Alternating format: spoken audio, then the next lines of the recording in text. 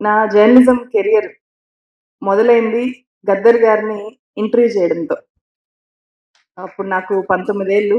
ఆదిలాబాద్ జిల్లాలో ఆయన ఒక సాంస్కృతిక కార్యక్రమానికొచ్చారు. ఆయన గజ్జె కట్టి పాడుతుంటే నా కళ్ళల్లో ఫస్ట్ టైమ్ చూసాను. మాది రాయలసీమ. అసలు అప్పటిదాకా నాకు ఏమీ తెలీదు. అప్పుడు నేను జర్నలిజంలోకి వచ్చి ఒక నెల అయింది. ఒక ట్రైనీ జర్నలిస్ట్‌గా ఆదిలాబాద్‌లో ఉండే ఒక జర్నలిస్ట్ దగ్గర నేర్చుకోవడానికి పంపించారు.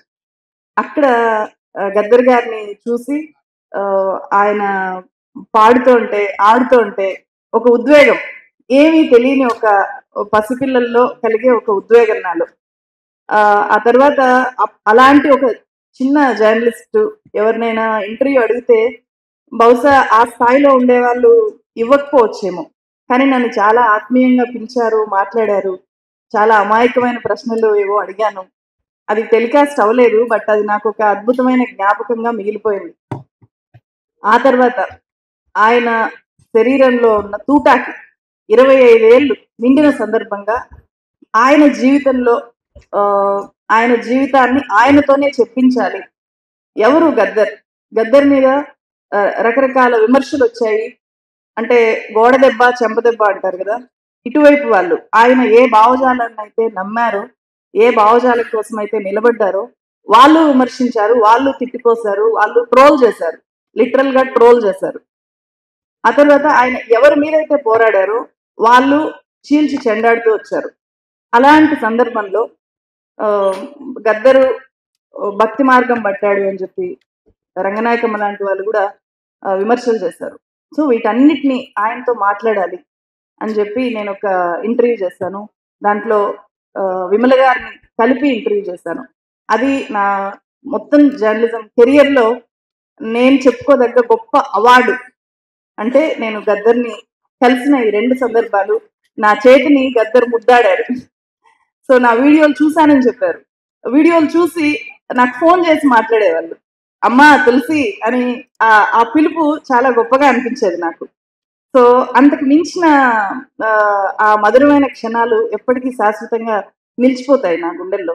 అందుకే గద్దర్ గారికి పద్మ అవార్డు రావడము, లేకపోతే రాకపోవడము, దాని మీద జరిగిన వివాదం పట్ల నాకు భిన్నమైన అభిప్రాయాలున్నాయి.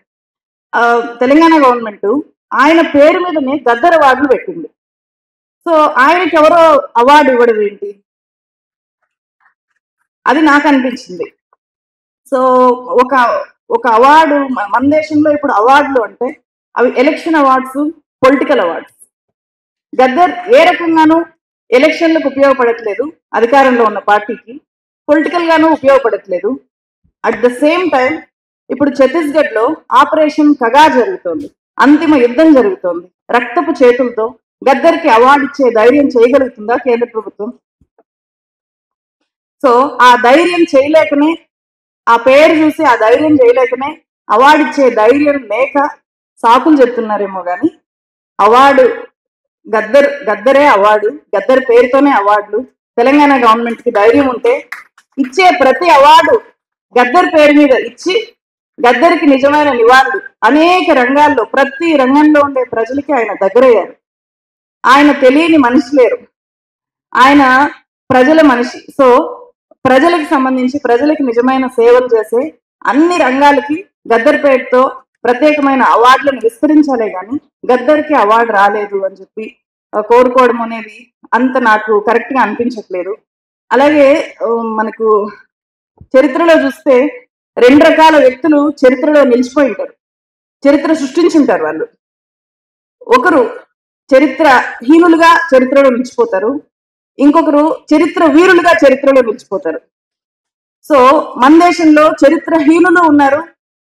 చరిత్ర వీరులైన వాళ్ళు నిజ జీవితంలో అంటే వాళ్ళు బతికున్నప్పుడు చాలా కష్టాలు పడి ఉంటారు. సొంత ఫ్యామిలీని చూసుకోలేరు.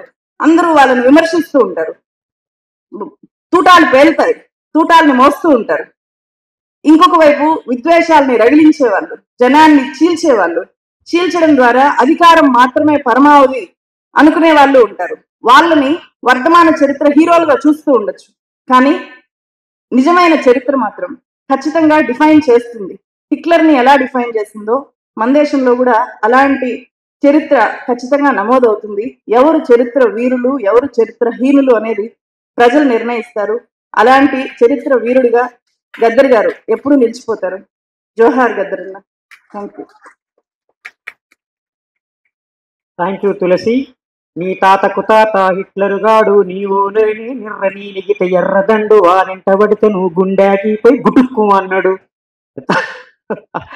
అద్భుతమైన